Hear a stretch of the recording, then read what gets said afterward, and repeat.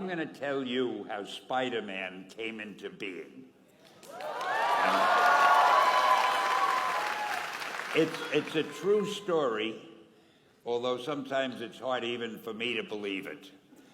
But we had already done the Fantastic Four and I think maybe the X-Men. I can't remember the order, but my publisher came to me and he said, "Stan, I want you to come up with another superhero." So I said, okay, and I went home, and when my publisher said do something, I'd better do it because I wanted to keep my job. I thought, what can I come up with now? And the most important thing in a superhero at first is the superpower. Once you get that, everything else comes along. So I thought, what power will I give a new guy? And I saw a fly crawling on the wall. And I said, hey, if I could get a superhero that could stick to walls and crawl on them, man, that would be cool. And no, I'm lying to you. I don't think the word cool was in use then. I probably said it'll be groovy. I'll never lie to you. So I thought that was good. Now I needed a name. So I thought, well, let's see, Fly Man, Mosquito Man. I got down to Spider-Man. Spider-Man. It just sounded dramatic.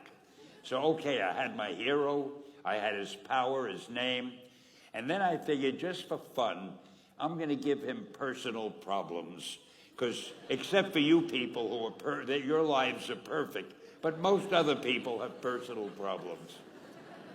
And then I thought I'd make him a teenager, because there were no teenage superheroes that I knew of at the time.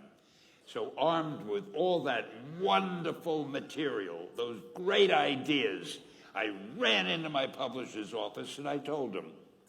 This was my reaction, the reaction he gave me. "Stan, that is the worst idea I have ever heard. First of all," and he started to give me his, because he's a very logical man, very intellectual. "First of all, people hate spiders, so you can't call a hero Spider-Man. You want him to be a teenager?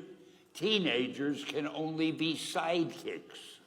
And you want him to have personal problems? Stan, don't you know what a superhero is? They don't have personal problems." Well, I left the office disappointed, but obviously a much wiser man. And I couldn't get Spider-Man out of my system. So we were about to kill a magazine. I think it was called Amazing Fantasy. It wasn't selling well, and we were sending the last issue to press. When you do the last issue of a magazine, nobody cares what you put in it because the book is dying. Just to get it out of my system, I put Spider-Man in Amazing Fantasy, featured him on the cover, forgot about it. A month later, all the sales figures came in. My publisher came racing into my office. Stan, you remember that character we both loved so much, Spider-Man?" He said, "Let's do him as a series." Now, why am I telling you this? Besides the fact that I have to kill a little time. If you have an idea that you genuinely think is good, don't let some idiot talk you out of it. Now, that doesn't mean that every wild notion you come up with is going to be genius, but if there is something that you feel is good, something you want to do, something that means something to you, try to do it, because I think you can only do your best work if you're doing what you want to do, and if you're doing it the way you think it should be done. And if you can take pride in it after you've done it, no matter what it is, you can look at it and say, I did that, and I think it's pretty damn good. That's a great feeling.